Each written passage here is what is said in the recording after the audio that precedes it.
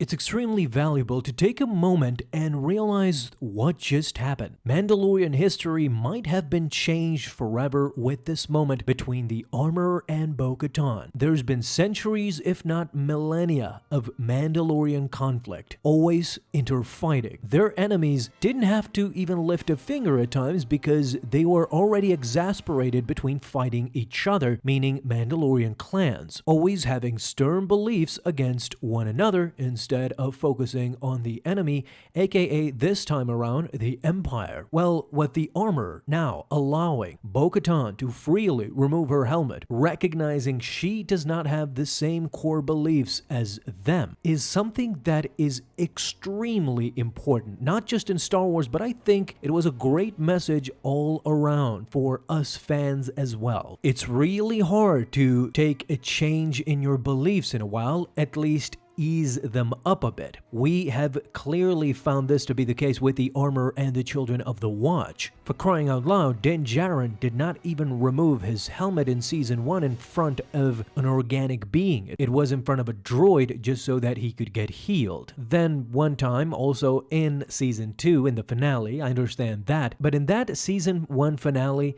he had such a hard time to remove his helmet. This shows you that Din Djarin was brought up with extremely stern orthodox beliefs in the Children of the Watch. This is what the armorer preaches and many leaders before her. So today we're going to talk about why this is extremely important, because I think things are about to change, especially when it comes to Mandalorian culture. When the armorer first asked Bo-Katan to remove her helmet, as many of us did, we thought this was a trick. This was a ruse in order to somehow frame Bo-Katan for something, because up until that point, the armor has been a mysterious character. We didn't really know where does she stand. But this redefines the relationship, because instead of becoming an apostate again for showing her face, the armorer accepts her. This shows a lot about Bo-Katan too, because she came into this not knowing anything, not being willing to participate, yet as we see by these episodes, she started to get into the whole Children of the Watch clan. She actually recognizes the armorer's authority and does as she wishes. Now, don't get me wrong, I don't think the same thing would fly for Paz Vizsla or Din Djarin. The armor clearly states that the reason why Bo-Katan is allowed to do this is because she is an outsider. She walked both worlds. She walked in the shoes of the Children of the Watch. Now she can do the same as she was raised. Because we realized that the armorer finally came to the realization that Bo-Katan needs to be the one to unite and retake Mandalore. If you remember back in episode 4,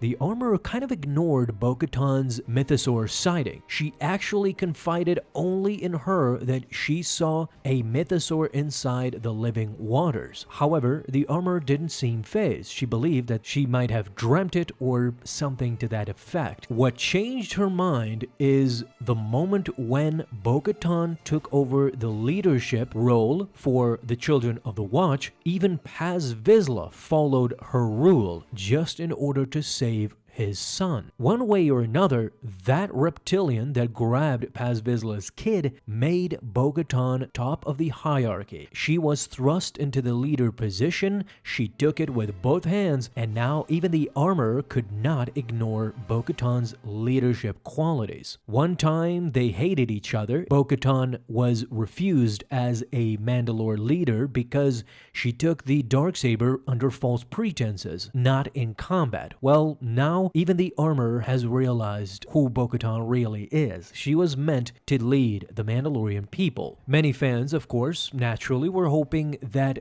Din Djarin would be the leader since he has the Darksaber. However, we have to keep in mind that Dave Filoni and Jon Favreau have been building this up for a while. If you remember in the Season 2 finale, Din Djarin didn't even want the Darksaber. He literally wanted to give her this weapon just in order not to create conflict. Again, we see in the first episodes that Din Djarin still has trouble wielding the Darksaber, and when Bo-Katan takes the Darksaber and wields it perfectly, similar to a Jedi, I could say, she freely returns it to Din Djarin with no hassle, no problems, to the point where Din Djarin doesn't even scold her for taking his weapon. Someone else would be angry that she even touched it. This shows that Din Djarin, while very prominent and powerful in his own own right, just is not meant to be the leader. He simply does not want that responsibility, and I have to respect Din Djarin for that so much, because you don't realize how hard it is to be that guy, to be the guy that everybody wants you to lead, and he just knows he's not bred for it. He does not want it. He wants to live his life in peace. I think Din Djarin already has a lot to deal with Grogu, so I can kind of understand him from that point of view. Back to episode 5. So not only did the armorer see Bo-Katan lead Paz Vizsla, Din Djarin, and every other Mandalorian that joined the crew